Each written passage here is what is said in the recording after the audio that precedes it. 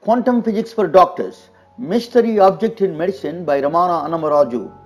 Dr. Sam Parnia is a critical care physician and faculty member at Stony Brook University School of Medicine and a member of Pulmonary Critical Care Division.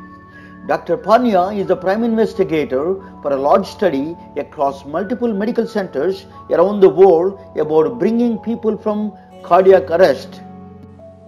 Cardiac arrest is the arrest of pumping blood due to the malfunction of electrical activity in the heart. Cardiac arrest results in death within minutes without quick resuscitation. The resuscitation is the combination of procedural techniques of bringing someone from edges of death. One of those resuscitation techniques is a cardiopulmonary resuscitation, popularly known as CPR. Any delay administering in CPR, even for minutes, results in certain death. But there are certain exceptions and anomalies that raises several questions than answers in medicine and science. 34-year-old Audrey Mash went hiking with her husband on November 3rd when things took a turn for the worse. The couple got lost and Audrey went into cardiac arrest from severe hypothermia.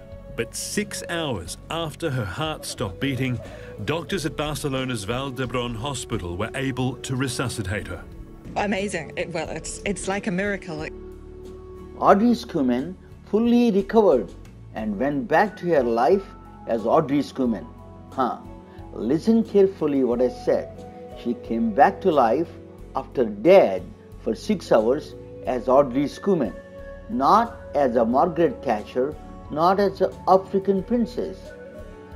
Which one or what entity told her she is still Audrey Schumann? This is not some religious or a philosophical question.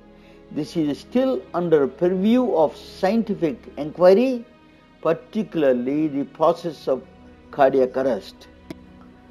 Dr. Sam Parnia is a prime investigator for the study called AWAKE, examines the process of dying and reviving. He conducted these studies in multiple medical centers around the world with reputable physicians with more than 2,000 subjects who went through cardiac arrest and successfully revived. Dr. Sam Parnia argues there is a presence of some entity that is external to our world, beyond our space and time, reminding Audrey Schumann her identity. That entity is called consciousness.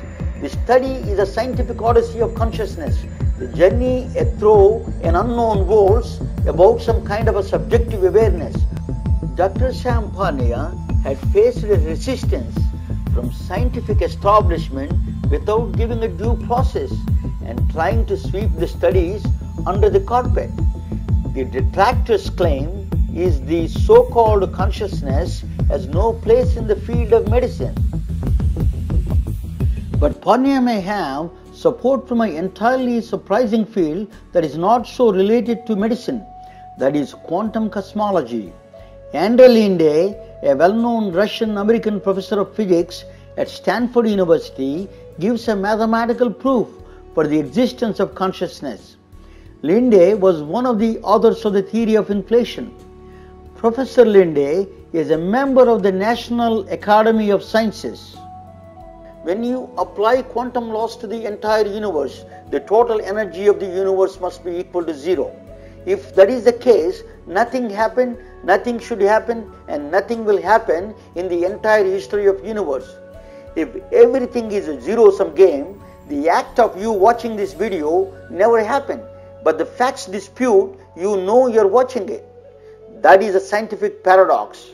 To solve this paradox, quantum cosmologists reluctantly injected an entity called conscious observer. Your physical body is not excluded from the universe, but your consciousness is. Your mind became an observer. Now the entire energy of the universe can be equal to zero, your consciousness being the recorder of the history of the universe. Consciousness is the only way out to satisfy the mathematical equations of the universe. British professor of cognitive and computational neuroscience at the University of Sussex, England, argues there is only one thing there is. It is consciousness, and there is no evidence for anything else. But as a physician, you are wondering what is a patient's care is anything to do with the consciousness.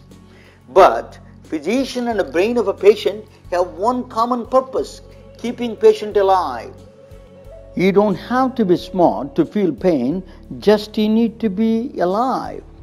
Inside the brain, there are no lights, no sounds, no smells, and only electrical signals.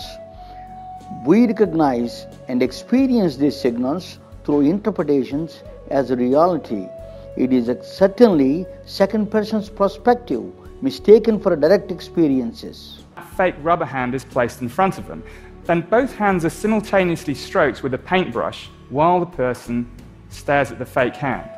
Now, for most people, after a while, this leads to the very uncanny sensation that the fake hand is in fact part of their body.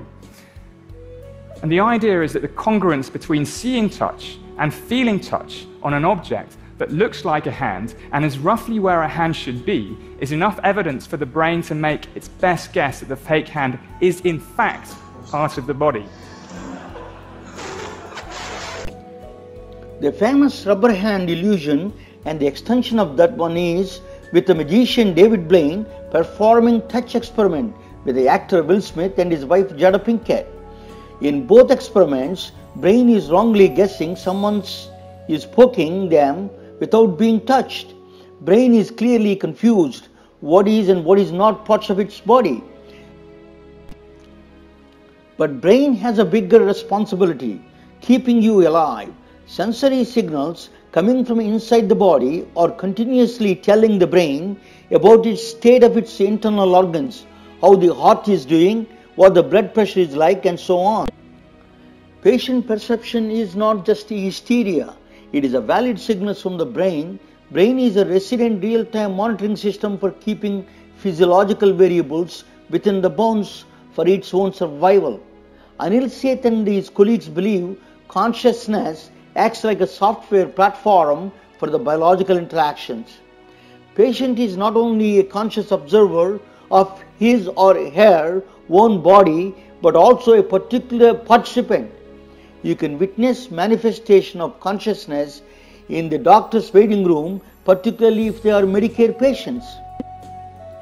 In 1996, a group of people between the ages of 19 and 24 and a group of older people between the ages of 60 and 80 were asked to count out 3 minutes in their heads without watching the clock.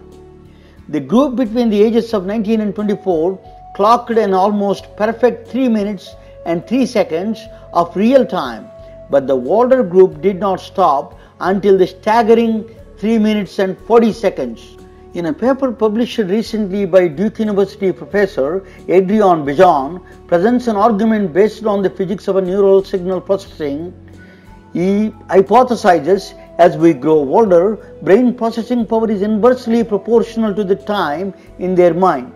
So older patients feel time is moving faster than real clock because their time scale is different in their conscious mind.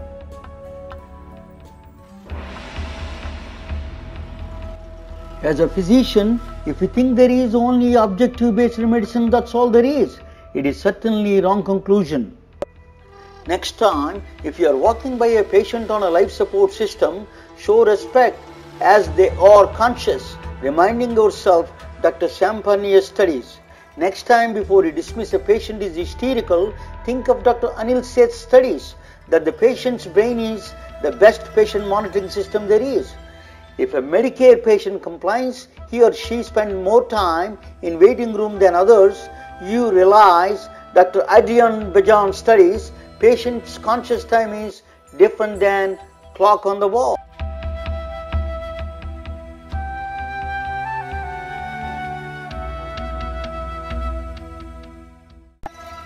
If you try to understand the conscious observer behind every patient, you see a great wonder and a mystery. You will become a perfect healer of body and mind. Computers cannot replace physician as such because the still unknown, still mysterious entity called consciousness is not computable.